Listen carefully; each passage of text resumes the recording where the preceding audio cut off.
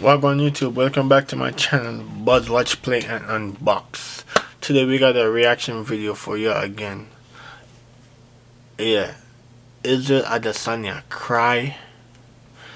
In this video they say my boy Israel is so emotional. So like I said, further ado, before we get into the video, make sure you like, comment, subscribe, follow my Instagram. Like I said, make sure you try to comment some good video you like to see me react to, or some nice video game you like to see me play, you feel me? Or some cool stuff you would like to see me get and unbox. So pretty much, like I said, this is all about, this is what this channel is all about. So without further ado, let's get into the video. Like I said, before we get started, 876 is in the building. Let's get it. Everybody knows Israel Adesanya's style comes from kickboxing. The Nigerian has great striking power and has dominated most of his opponents relying on it. But many find Israel as a fighter who lacks ground skills. He was even ridiculed by other fighters because of his grappling abilities. In the UFC 253 main event press conference, Paulo Costa made fun of Israel Adesanya's ground skills. Israel Adesanya warned Paulo Costa that he would grab his collar and put him in a bow and arrow. But Costa replied, "I'll grab your fucking collar right now and put you in a bow and Gear arrow." on your body, on your skinny body. You never put on gear on your skinny body, huh? Talk about jiu-jitsu with me. Crazy. after a very hyped press conference for the UFC 253 main event between... That fight was good though, but not like Paulo Costa was not showing off no grappling skill or no jiu-jitsu skill, whatever he's talking about. Yeah, so I don't know what I don't know. Let's get back into the video, guys.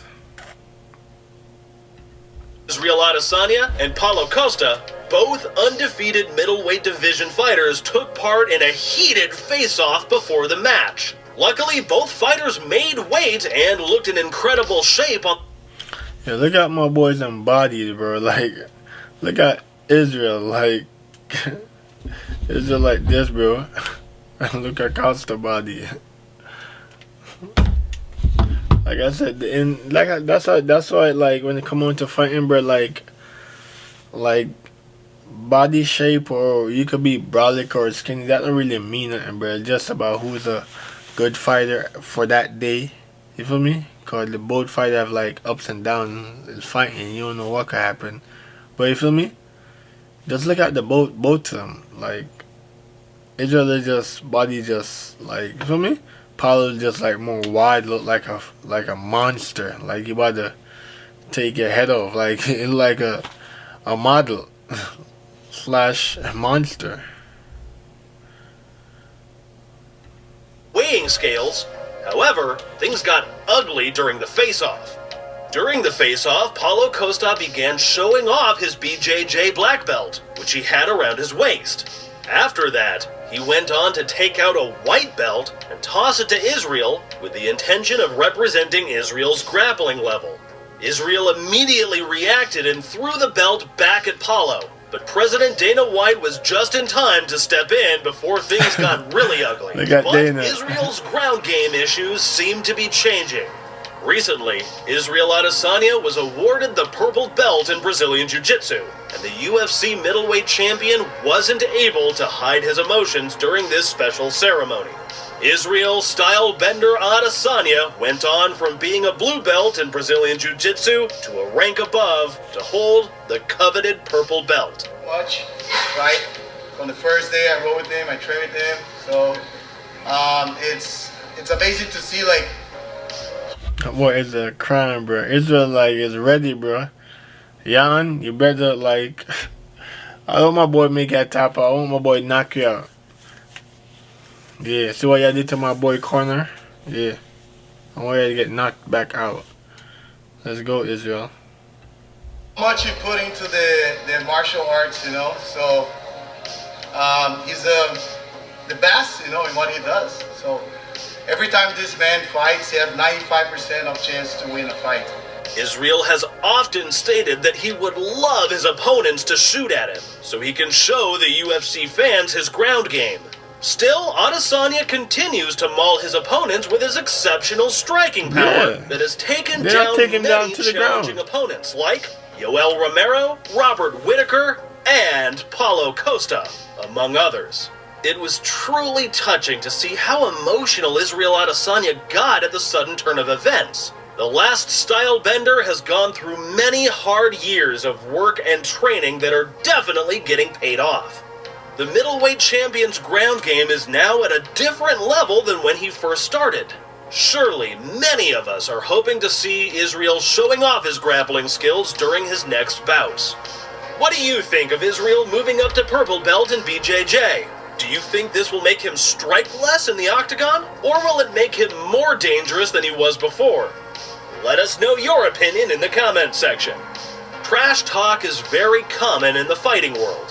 True. Many fighters do it because it's their persona, while others use trash talk as a method to deceive their opponents and attract viewers. But too much trash talk can backfire on many occasions, such as the case of Israel Adesanya vs. Derek Brunson.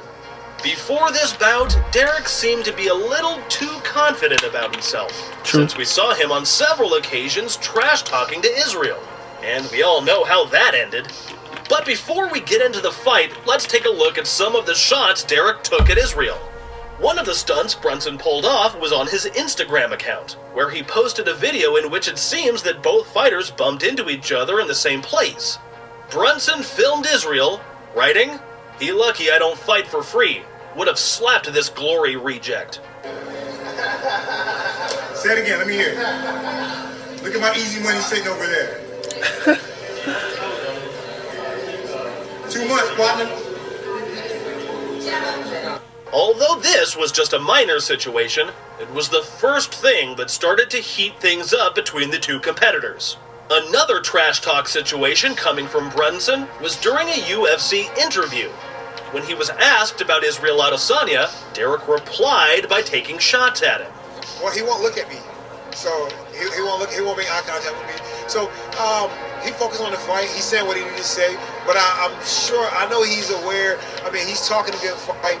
He's talking, hey, I'm going to get the finish, blah, blah, blah. But he knows he's in store for it. But differently, the first time I watched Israel, I think the first time I watched Israel, I think it was Gaston's fight. I heard about Israel, yeah. And the first time, like, I start typing Israel name, YouTube him or whatever, I see he used to be a kickboxer. But this is before Gaston fight, like I watched this fight. This is the first UFC fight I watched of Israel, where Israel fighting I forgot his name, Brunson or whatever. Yeah, and he was talking so much smack, like they said before, yo. It was a crazy fighter to see, like, you talk so much stuff and you just get knocked out. But when it comes to Israel, like, Israel remind me of like a Conor McGregor. Like, Israel is cocky. Like, he's like, yeah, like, I'm the shit. I'm the nigga. Like, what you gonna do about it? That's what Israel remind me of Conor. But Conor just take it on another level. Like, you feel me? Let's get back into the video. Like I said, take my time. It's an easy win for me. I can put him in trouble in a lot of different spots that people weren't able to. All right, well, as we go into the fight, if you could send Israel one message and you could look into the camera, what would it be if he's going to be watching this a little bit later today? Hey, I hope the hype was fun, because now the hype is over. Look at that. Knocked out. What do you think about the trash talking method? Is it an effective strategy? Or does it just make a bigger fall once you lose? Drop your opinion in the comment section. Less than a week after getting released by the UFC promotion, Yoel Romero was announced as Bellator's latest signed fighter. This news created numerous questions not just related to Romero's first opponent in Bellator, but how could one of the UFC's most popular competitors end up as a free agent? Romero spoke to ESPN and explained how he heard about his contract release, saying that it came out of the blue during his preparation to step into the octagon in 2021. Now that gigging is dead, how is anyone making... Romero is a beast too, guys. Like, he's a beast. Tim Rayner, who made 2,000... When Israel fought Romero, I was scared. Like, I was scared. Like, my heart was pounding. When he fight Paulo too, I was like, damn, Israel, guys. I don't think I really get to watch a fight. Like, I think I was at work or whatever. Yeah. When I look at it, I see, like, when I watch a highlight, like, I didn't know who win. And I was like, damn, yo, Israel got knocked out in the first round. My heart was pounding when I watching the video, yo. And I see Israel, yo, put down, like, Paulo. I was like, yes. Yes, it's yes. Yo, that was, yo. Watching fight is like, it's crazy, bro. When you, corner fight, the last corner fight, Poirier, yo. I was so mad and disappointed, yo. I did a reaction video about that, but YouTube wasn't letting me upload it. I was so mad, like I feel the corner pain, bro. I wish corner would have got like choke out or like lose by decision. Like, to get knocked out, yo, it's just like so disappointed, bro.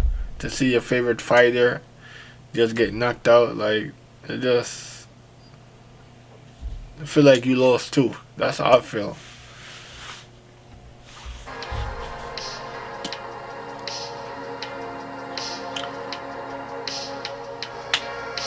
The thought of getting his UFC contract release hadn't crossed Romero's mind when his manager Malki Kawa told him they needed to talk. At first, Romero was worried that it was an issue with the USADA, who in 2016 had given Romero a 6-month suspension after he tested positive for ibutamorin. But Romero claimed he was the victim of a contaminated legal supplement. He later sued the company that provided him with the supplement. But this time, it wasn't the USADA issue, so Romero concluded that the serious tone of his manager was actually a prank, or good news from the UFC, like a big title fight. When Yoel got the news that he had actually been released, he was obviously upset. Oh, my boy, but buddy. after taking some personal time, a calm washed over him, and he accepted that his time with the UFC was over. Instead of staying mad, Yoel felt grateful for the experience.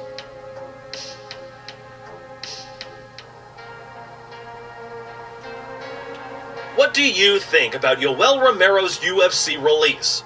Was it necessary? What do you think awaits Yoel in other promotions like Bellator? Drop your opinion in the comments section. The Corey Sandhagen vs. Frankie Edgar match has been rebooked. This time, multiple MMA reports state that the bantamweight bout is set to happen at UFC's February 6th event, possibly in Yas Island or Abu Dhabi.